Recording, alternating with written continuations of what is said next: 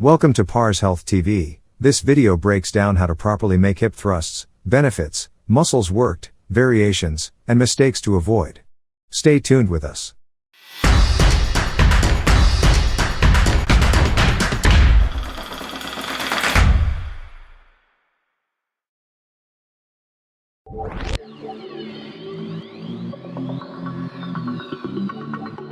How to do a hip thrust. Hip thrusts are relatively simple, but it's important to understand how to set up and brace properly, and there are two things you shouldn't overlook. Here's how to properly do a hip thrust.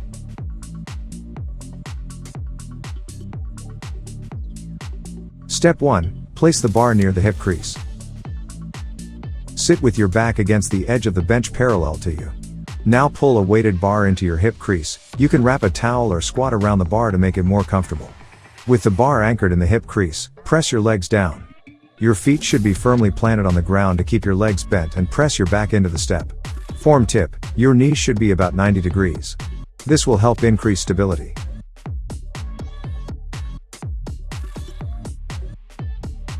Step 2. Stabilize your upper back on the bench.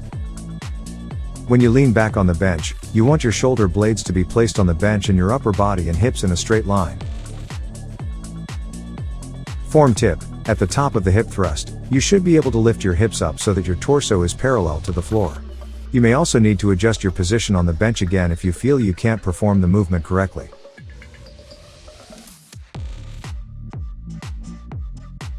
Step 3. Push through your heels and lift your hips. Once set, squeeze your abs and keep your back flat. Often, lifters arch their lower back in the lower stance and improperly stress the hips. Brace your torso and move your hips up and down as if your torso is a lever. There should be no instability in the kernel during this operation. Action tip: lift the weights, tighten your abs, and squeeze your glutes. Avoid bending your back.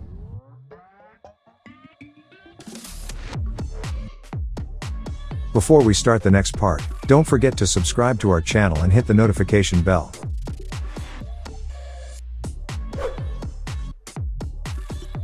Hip thrust sets and reps.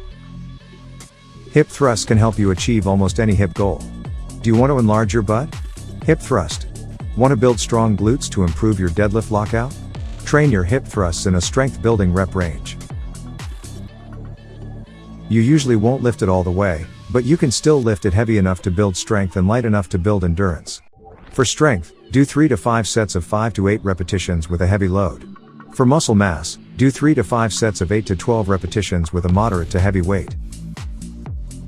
For endurance, complete 2 to 3 sets of 15 to 20 repetitions with a moderate load.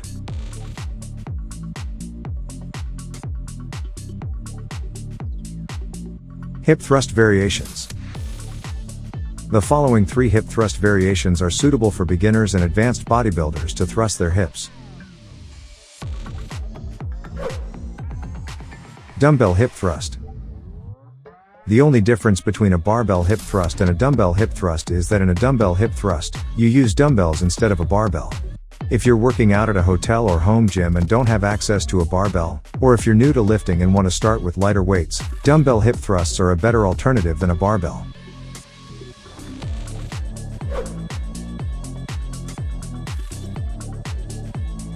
Hip bridge.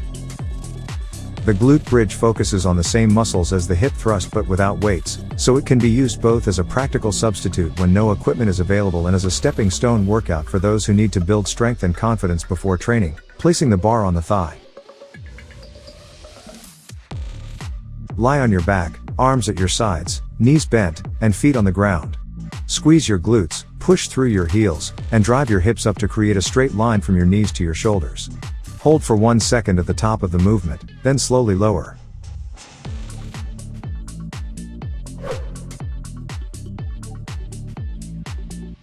Single leg hip thrust.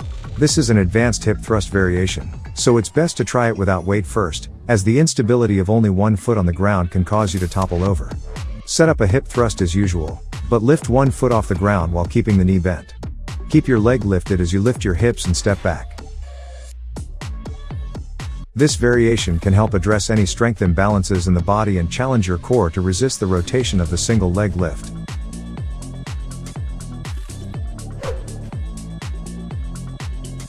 Mistakes to avoid. Incorrect setup. The problem: you're setting it up wrong, which makes the exercise uncomfortable and reduces the amount of weight you can lift. The fix: it's important that you learn how to properly set up your hip thrust using the instructions above and then use the same setup every time you do the exercise. Common setup mistakes include keeping your feet too close or too far from your hips, not making sure your shoulders are firmly on the bench and forgetting to use a hip pad, or folded yoga mat. Bouncing the weights off the floor. The problem: you can't control the descent, and the weight bounces off the floor, which either makes the exercise easier, thus making it less effective, or throws you off balance and makes it difficult to control the bar. Solution: don't try to lower the weight slowly or silently, but do it with control. The drop should take less than a second, but don't put your bottom on the ground, either. Think fast but controlled. Not fully extending the hips. The problem: you're not fully stretching your glutes at the top of each rep, which means you're not working your glutes through their full range of motion, reducing the effectiveness of your workout. The fix: keep pressing the bar toward the ceiling during each rep until your torso and thighs form a straight line parallel to the floor and your calves are vertical. To fully extend your hips, pause at the top of each rep before lowering and take a second to make sure the bar is about the same height as your knees. Hip thrust. Muscles worked. The main muscles worked in the hip thrust are the gluteus maximus, medius, and minimus, hip adductor, hamstrings, erector spinae, quadriceps.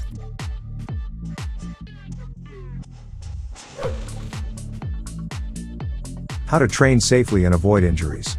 If you have a pre-existing or existing medical condition, consult your doctor before starting an exercise program.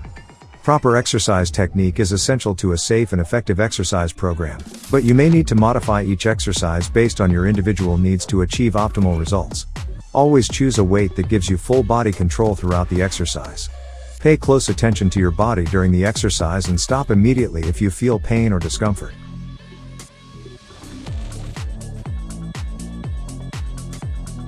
To see continued progress and increased strength, incorporate proper warm-up, rest, and nutrition into your training plan. Your results will ultimately depend on your ability to adequately recover from your workout. Rest 24 to 48 hours before exercising one muscle group to allow for adequate recovery. Don't hesitate to leave a comment and share your ideas with us. Thank you, guys, for watching.